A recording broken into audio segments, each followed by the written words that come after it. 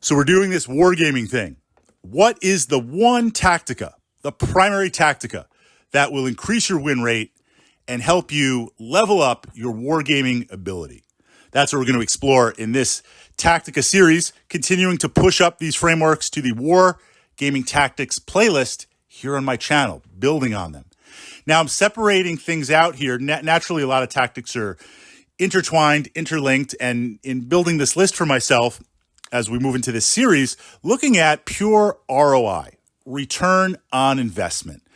What are some of the tactics that you can implement immediately and get the most short-term momentum and gain that you can? And this was kind of at the top of the list. So I am leaving out a couple of pieces just so we could focus on this one point. And then, of course, in the comments, we'll kind of build on that and see what we can do. All right, we're doing this wargaming thing. And for me, there's kind of three versions of wargaming. The one side, extreme side, is pure competitive play. It's not about the narrative. It's not about the mission. It's not about the miniatures. It's about the rule set. Can I understand it, utilize it, and win first, second, third place, or at least if it's a large tournament, place on, the top 10 tables. Purely competitive. Then on the opposite side, we've got pure narrative play, where I'm still trying to win, but it's about stepping out of space and time and recreating, sharing a moment with all of my wargaming friends to do something really cool. An example of that recently was Siege of Terra, the Eternity Gate. We've got this massive Eternity Gate, and it's got turrets on it and embattlements and all that stuff. And all the legions were present. And there's a blast through the Eternity Gate. I was playing World Eaters, of course. I'm the first one in. So I've got about 50 pre-heresy berserkers going in, and they just got completely melted by like titans and weird and wacky tech priest stuff and just all this crazy stuff. Hey, that's what I have to do. The tabletop glory. I still had a couple other units to command, but not much. But I was the first one in through the Eternity Gate. So at least I secured tabletop immortality through that. I'm trying to win, but it's more about creating something in that moment, a spectacle, an event, something you and I can share. But then within that framework, we get to the 80%. And this is where I'm focusing in for this vlog, with that framework was important. I've got an army in the system, whatever that is, that I like to play. This is like what I like to roll with, whatever that's going to be. And I'm aware of what it does. I'm going to do the best I can on the tabletop. And I'm going to try and win. I'm going to try and bring a really good game within what I want to play. And in doing that, if my opponent wins, you won that, and you get that tabletop glory. If I win, I know that. So this is now the tactica.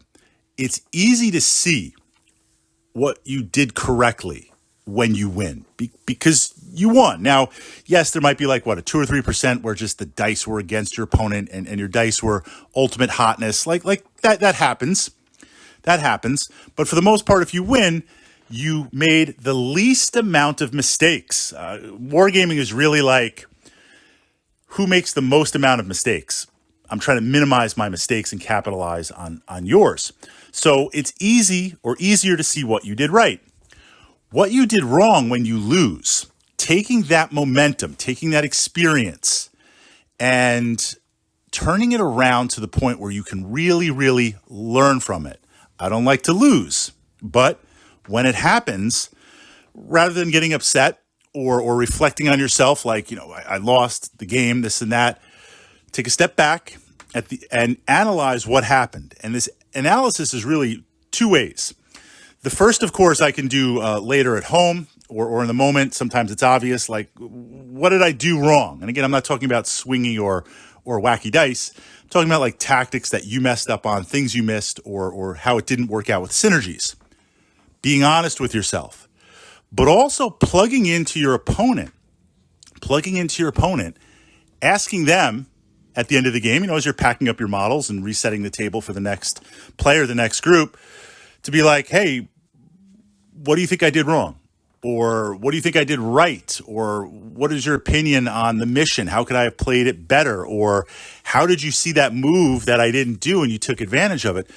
Being open to that. Now, of course, some opponents are easier to speak to than others, but getting that real-time feedback is absolutely massive, is absolutely turning that defeat time, that time you spent, leveraging it and building that battle knowledge. That is so, so huge. And of course, it's obvious, self-review your own games, but also looking at and saying to yourself, engaging with your opponent, how did I lose? What did I do? That's the starting point, where this way you're not only experiencing from your winning, but also your losses. So the physical, actual time that you're playing games, right? I played a game this week, 3 hours. The wins, the losses, coming together, analyze, learn, recycle, momentum. So when I step in there next week, I'm ready to go.